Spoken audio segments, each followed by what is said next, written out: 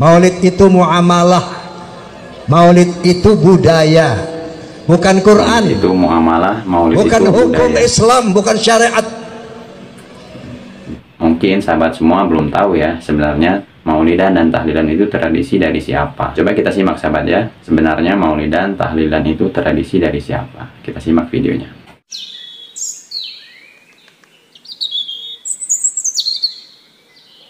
Assalamualaikum warahmatullahi wabarakatuh. Bismillah wassalatu wassalamu ala rasulillah wa ala alihi wa sahbihi wa mawala amma ba'du. Alhamdulillah, jumpa lagi sahabat ya dengan channel saya. Semoga sahabat semua selalu dalam lindungan Allah subhanahu wa ta'ala. Amin ya rabbal alamin. Dalam pertemuan kali ini sahabat ya, saya akan mengomentari sebuah video terkait tausiah dari Bapak Haji Rhoma Irama. Masya Allah ya, setelah beliau hengkang dari permusikan, ternyata beliau ini menjadi seorang da'i. Dan di dalam video ini sahabatnya, saya lihat Bapak Haji Rhoma Irama ini menyinggung masalah maulidan dan tahlilan. Yang mana dalam statement beliau ini sahabatnya, beliau ini ternyata tidak terima dengan dai-dai yang mengatakan bahwa ritual tahlilan dan maulidan itu bid'ah. Karena di dalam video ini sahabatnya, Bapak Haji Rhoma Irama mengatakan bahwa maulidan dan tahlilan itu adalah tradisi, bukan syariat. Untuk video selengkapnya sahabatnya, coba kita simak saja bagaimana Bapak Haji Rhoma Irama menyampaikan tausiahnya. Kita simak videonya. Maulid itu muamalah, maulid itu budaya, bukan Quran. Itu muamalah, maulid bukan itu hukum budaya. Islam, bukan syariat. Bukan Tahlilan itu budaya, bukan syariat. Yang dimaksud bid'ah dolalah finnar, merubah-rubah syariat, itulah bid'ah. Pantas masuk surga, masuk neraka, pasti. Rubah Quran. Ini maulid bukan syariat, ya Allah. Ini budaya, Pak. Tahu budaya? Tradisi, kebiasaan yang baik. Tahlilan juga bukan agama, bukan syariat. Itu tradisi. Dulu zaman Nabi nggak ada memang. Saat itu belum mentradisi.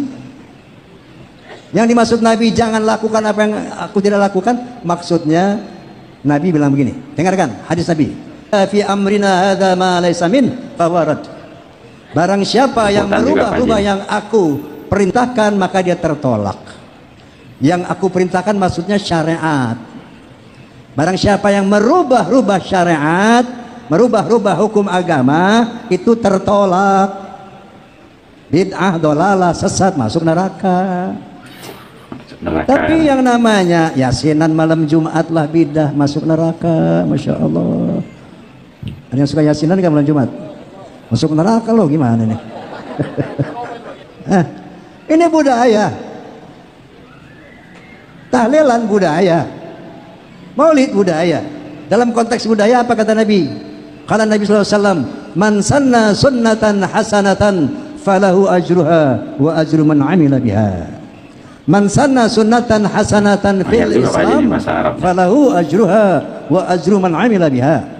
Barang siapa yang melakukan budaya-budaya, tradisi-tradisi kebiasaan baik, dia akan mendapat pahalanya dan pahala dari orang-orang yang mengikutinya.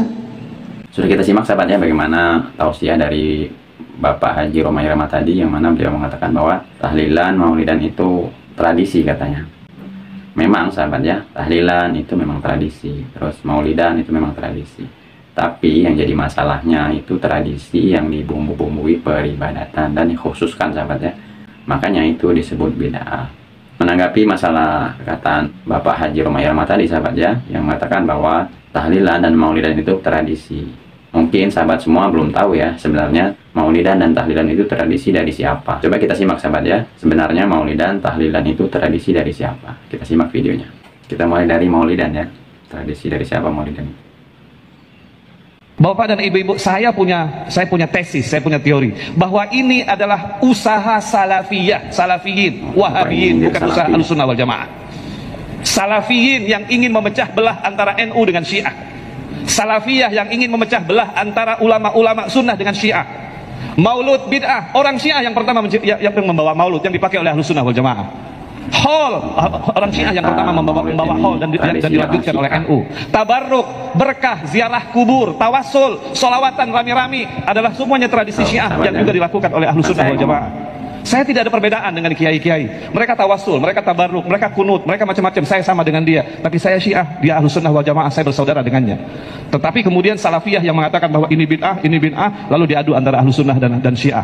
Itu mungkin yang dapat saya sampaikan. Mohon maaf. Assalamualaikum warahmatullahi wabarakatuh. Jadi sudah kita simak sahabat ya, bagaimana tadi Bapak Husain Shahab mengatakan bahwa Maulidan itu tradisi dari orang Syiah. Sekarang coba kita simak tradisi dari tahlilan. Ini tradisi dari siapa ya? Kita simak videonya.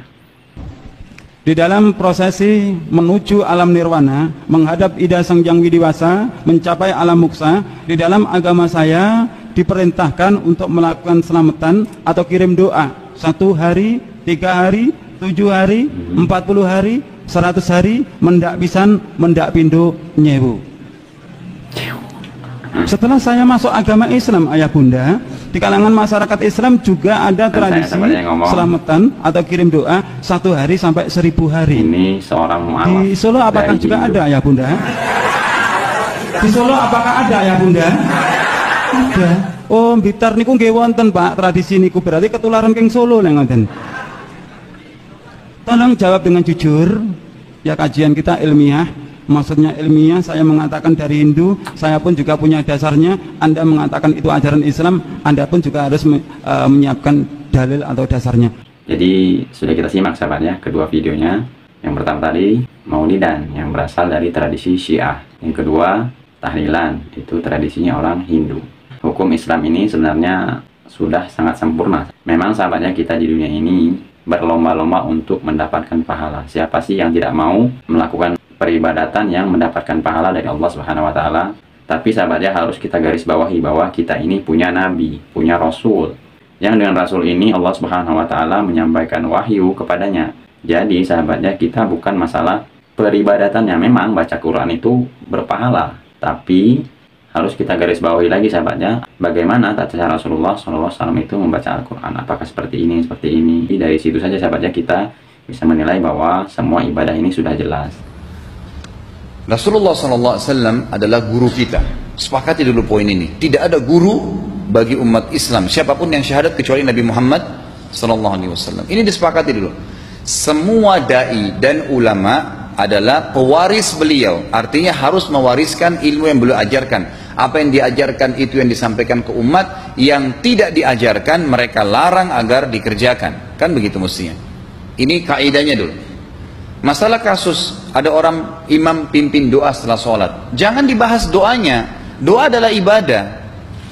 Tapi begini, sebelum Anda kerjakan satu ibadah, tanya, saya mau ziarah kubur. Jangan ziarah kubur sebelum Anda tanya bagaimana Rasulullah SAW ziarah kubur, agar jangan Anda buat-buat ziarah kubur itu. Adanya orang taruh kembang di kuburan, siram air, buat batu nisan, pasang lampu, baca zikir-zikir di sana karena dia mau ziarah kubur semaunya sendiri. Tidak bisa. Anda Muslim, punya kiai, punya Rasulullah SAW, suri tauladan kita, uswatun hasanah. Tanya Rasulullah ziarah kubur bagaimana? Rasulullah SAW dalam hadis Bukhari menziarahi kubur Baqi. Datang, memberikan salam, mendoakan mereka, pulang. Nggak ada lagi yang lain. Nggak pernah Nabi SAW bawa kembang, siram kuburan karena sudah kering. Padahal Madinah panas 50 derajat, pecah-pecah tanahnya. Ada istilah di Indonesia kalau tanahnya pecah, kesian lagi diazab di bawah, kasih air, kasih kembang biar wangi, biar ditaruh kembang yang paling mahal. Kalau dia ahli maksiat tetap disiksa di bawah gitu kan. Jadi nggak bisa itu patokannya. Mau sholat, jangan pernah sholat dulu. Tanya Rasulullah sholat bagaimana, belajar 5 menit bisa. Oh rukunya begini, sujudnya begini, sama. Baru Allah terima.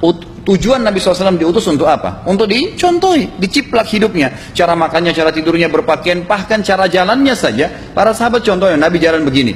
Bukankah ada hadis yang mengatakan, sahabat berkata Rasulullah SAW kalau jalan seperti orang turun dari bukit. Mereka sampai membahasakan itu. Rasulullah pernah keluar kepada kami, menyisir rambutnya dengan rapi ke arah sebelah kanan belakang. Ditunjukkan, gitu kan? Rasulullah SAW menyukai ini. Rasulullah SAW memakan dengan cara begini. Diajarkan kepada kita semua agar kita contohin. Yang jadi masalah bagi kita ini, kita selalu mau buat apa-apa yang tidak diperintahkan oleh Nabi SAW. Selalu alasannya baik. Sekarang kasus berdoa setelah sholat. Doa adalah ibadah, nggak ada masalah doa. Tapi kalau kita mau ikat antara sebuah ibadah dengan ibadah yang lain, tanya dulu, Rasulullah pernah ikat nggak? Pernah pertemukan nggak? Ziarah kubur dengan baca Quran. Ziarah kubur ibadah, baca Quran ibadah. Pernah nggak Nabi baca Quran di kuburan? Itu tanya. Nggak ada riwayat Nabi SAW pernah baca Al-Fatihah untuk orang mati atau baca di ayat Al-Quran. Datangkan dalilnya coba. Nggak ada satu hadis pun menjelaskan masalah itu. Lalu kenapa Anda buat? Oh, karena saya mau buat ibadah. Baik, ibadah yang Nabi ajarin. Salam, doain, selesai. Jangan lebih daripada itu. Masa Anda lebih pintar dari Nabi Muhammad SAW? Yang membuat umat ini di Indonesia juga jadi masalah sekarang karena mau buat sendiri, semaunya sendiri. Kenapa akhi, kenapa Pak Kiai, kenapa Habib, kenapa Ustadz, kenapa buat ini? Bukankah Rasulullah tidak mencontohkan? Oh nggak apa-apa, ini kan baik. Loh, kalau semua orang berkata seperti Anda, apa yang tertinggal dari agama kita? Kira-kira apa lagi yang tertinggal? Nggak ada kemurnian agama karena semua orang mau buat semaunya, gitu kan? Semaunya sendiri. Pindah rumah, baca berzanji. Apa itu berarti sejarah Nabi? Kenapa baca berzanji, saudaraku? Rasulullah waktu pindah rumah pernah baca-baca gitu nggak? Nggak pernah. Kenapa dibuat? Anda Muslim bukan? Muslim. Ya saya harus ikuti. Kalau tidak akan terus ini mengakar nih. Anda buat satu bid'ah sekarang. Bid'ah itu lawannya sunnah. Anak Anda akan buat 10 bid'ah. Cucunya akan buat 100 bid'ah. Akan banyak bid'ah merakar di masyarakat. Dan agama akan ditinggalkan. Kemurnian sunnah akan hilang. Gitu kan? Ini bahaya. Ingat, Nabi SAW mengatakan kepada kita dengan hadis yang sangat jelas. Hadis sahih riwayat Imam Ahmad bunyinya begini. Semoga Allah merahmati umatku yang menukil dariku seperti apa yang aku ajarkan atau sebutkan. Sampai ulama hadis mengatakan Nabi ucapin habis sholat astagfirullah, maka sahabat tidak ada berani yang menambah azim. Nggak ada sahabat yang bilang astagfirullah azim habis sholat, nggak ada. Alhamdulillah sudah kita simak tadi sahabatnya penyampaian dari Ustaz Khalid Basalamah. Semoga ini menambah pencerahan bagi kita ya, bahwa kita memang beribadah itu tidak boleh semau kita. Karena apa sahabatnya? Kita punya Nabi yang tentunya wajib kita ikuti, karena itulah bukti kita cinta kepada Nabi kita SAW. Semoga video saya ini bermanfaat sahabatnya, bagi saya sendiri khususnya dan umumnya untuk kaum muslimin seluruhnya. Saya akhiri, wabillahi taufiq wal hidayah. Assalamualaikum warahmatullahi wabarakatuh.